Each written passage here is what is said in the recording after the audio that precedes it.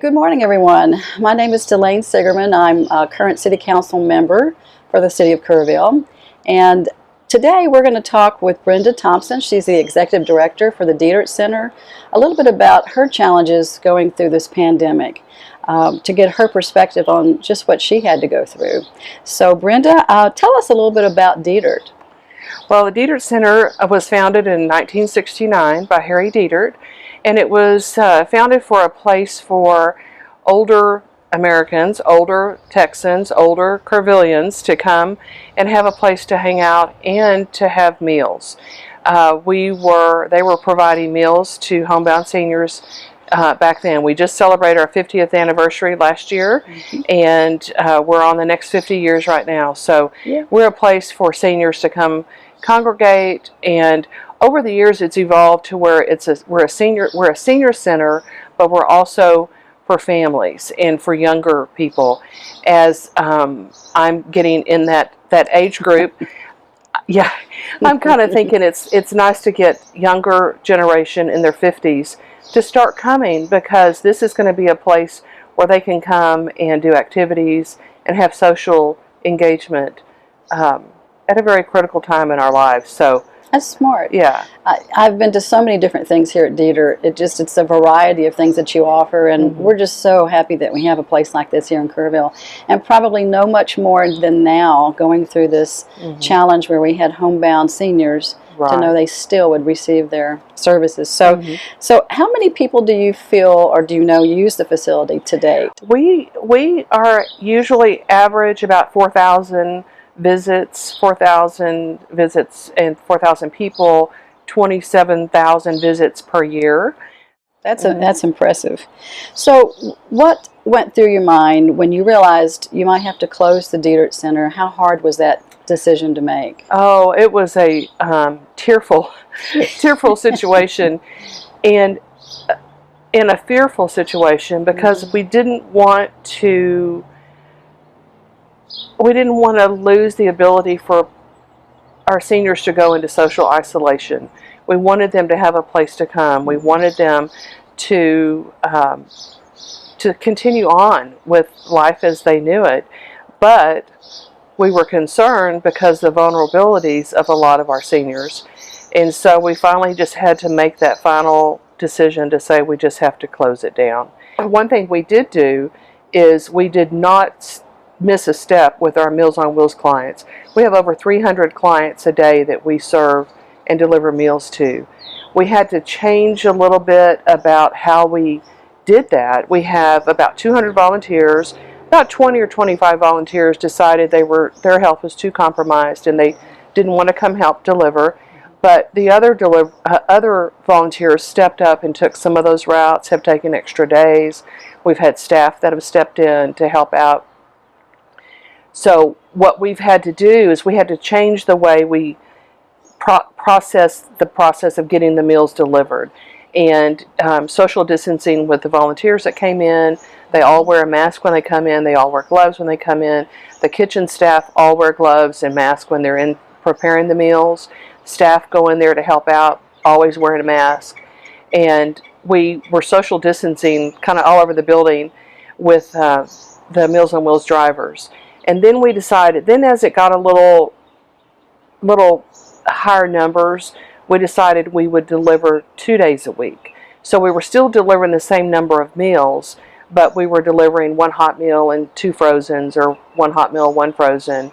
And it allowed us to have less contact with our volunteers, with our staff, with our clients, with our Meals on Wheels clients, homebound seniors. One really neat thing is, part of the Meals on Wheels program is to make sure that these seniors don't feel isolated. So what we did is the volunteers who were not able to come volunteer and deliver meals, we sent the route sheets out to them, and they called all of our clients every single day to check on them. So we were still making sure they weren't in isolation. I know the food hotline that I had the benefit of being able to be part of, I probably talked to some of those new customers because they're caregivers that had originally been able to take them to get meals were not able to anymore. So thank you so much for filling in the gap there. It makes me feel better to know they did get what they needed. So. And a couple of things that we did too, our PAL Rick Phipps does our PAL units, our personal alert link units. We've added several clients onto that program, and I think that's where we've had a lot of sons and daughters and family members out of town that were concerned about their loved one and have got them set up on that. So Rick's been really busy.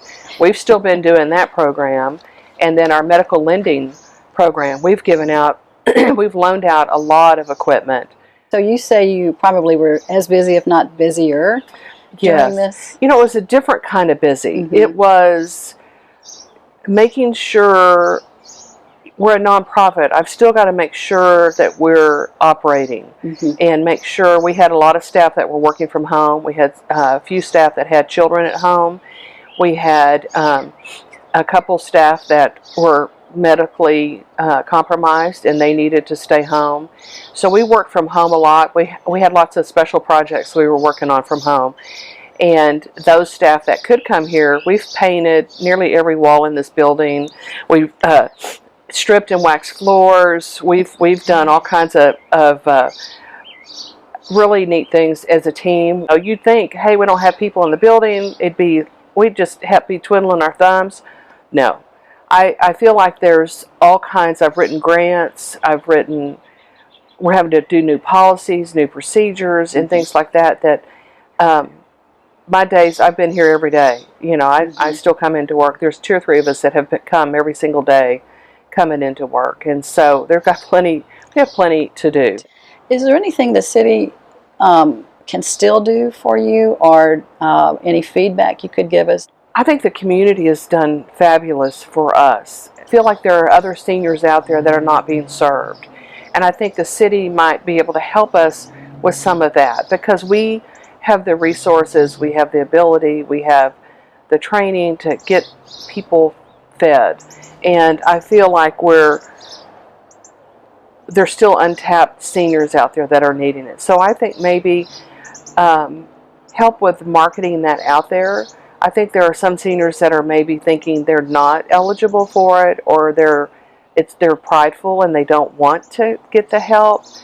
And it's not about that. It's about just making sure they're fed and making sure they're having someone check on them every day. What's the phone number? If you could say it now, we'll just have it on our recording.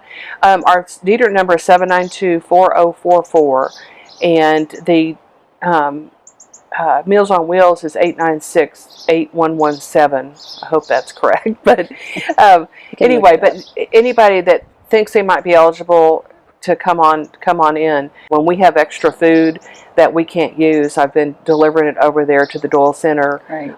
St. Vincent de Paul. I took some to the Crisis Council, the Women's Shelter the other day, and I've asked all of them, let me know if you have clients that just want to try out the Meals on Wheels program. You're absolutely right. Even in the hotline moment, I was worried we weren't really getting out to everyone. So I'll make a note to see if there's more we could do.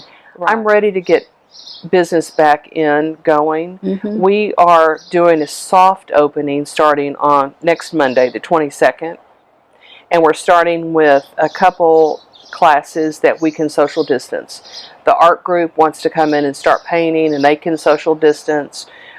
We have a couple classes that can come in, and people are really excited about that. And then our congregate dining is not going to be open for a while. We feel we want to kind of fill out for a couple weeks and see how things go. We want to make sure we've got that all down. But we're thinking about, we have to think of innovative ways to make some changes.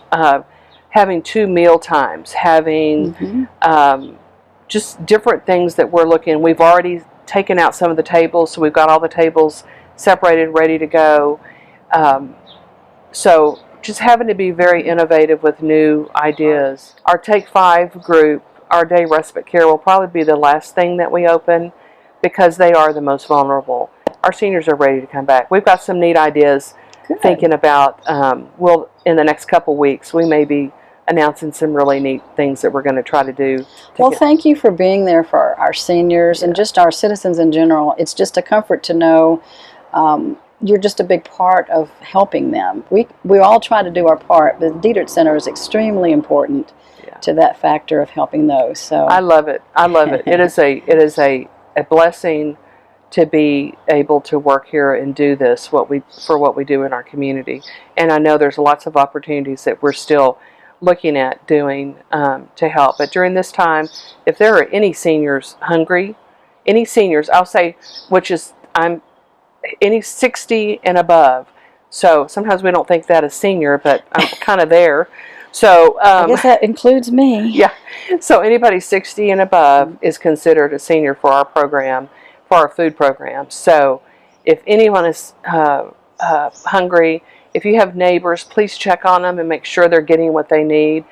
And if you think there's a concern, please let us know so that we want to help everybody we can in our community. Well, we will let you know anytime. And thank you so much for being here today and talking with us, taking time to give us your feedback on how you went through this entire couple of months. Yeah. And we want to be there for you going forward. So Thank you. if you need us, the city, or myself personally, you know I'm always there. I do. So, I do that. Thank you so much. I appreciate it. You're very welcome. And have a great week. We're off to a great start, Yeah, I think. it's a beautiful day. Come walk the river trail. We've got our green grass out here. It's a great addition. Yeah. Okay, I think that wraps up our interview for this morning. Everyone have a great, safe week.